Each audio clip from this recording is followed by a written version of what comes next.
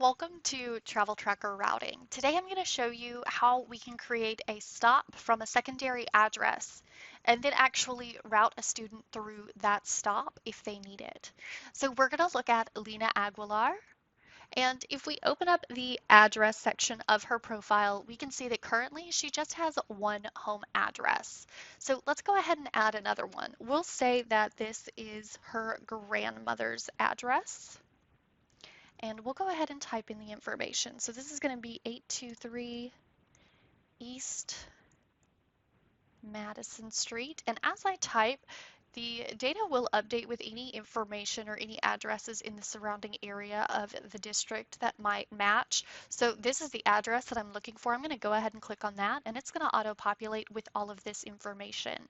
Now the next thing that I can do is I'm going to click on this Create a Stop Here button. And when I save, that's going to create a stop at this location. So I'm going to go ahead and save this. So now that I have created a stop at this secondary address for Lena Aguilar, we're actually going to route her through it. So let's say that Monday, Wednesday, and Friday morning and afternoon, Lena is transported to and from school by her parents. But on Tuesdays and Thursdays, she needs to ride the bus and get picked up and dropped off at her grandmother's house.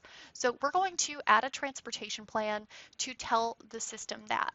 So for the morning, we'll say that the pickup stop is this 823. And since we've created it as a stop in the system, as we type in the address, it's going to look through all of the stops and suggest one that might match. And so we can see here that that 823 East Madison populated. So I'm going to go ahead and click on that since that's the correct address. And then I'm going to type in attending school. And this is going to automatically send her to whatever school she is attending. And we'll set this one for 7:30 a.m. And we're going to change it to just Tuesday and Thursday because those are the only days that she needs to be picked up and dropped off at this address.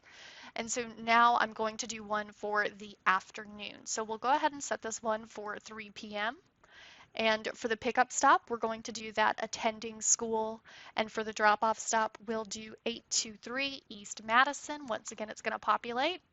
And then we're going to change that recurrence for this to Tuesday and Thursday. So we'll go ahead and save that information. And now we'll go to bus schedules, and we're actually going to ask the system to route her based off of that transportation plan, since she does have a unique transportation plan. So we'll search and add bus schedules, and the system is going to look at adding this stop to a route. So we created a stop, but it was not on a route. Now the system's going to look at adding that stop to a route. And so we've got two suggestions for what bus to put this stop on. So we've got the first one is bus 4. There are only 56 students out of 100, and it only gives the route a 4-minute increase in the morning. Now, the other suggestion is bus 5, which has the same amount of students, but it increases that route duration by 8 minutes. That's a little bit of a long time for a bus route. So we're going to go ahead and choose this bus 4 for the morning, and now we'll take a look at the afternoon. And it looks like it's the same two buses, so bus 4 and bus 5, and we've got a 5-minute versus a 9-minute increase in duration. So let's go ahead and choose that bus 4 again for the afternoon. So I'm going to go ahead and accept these assignments, and you'll see that her bus schedule is updated with that information on Tuesdays and Thursdays.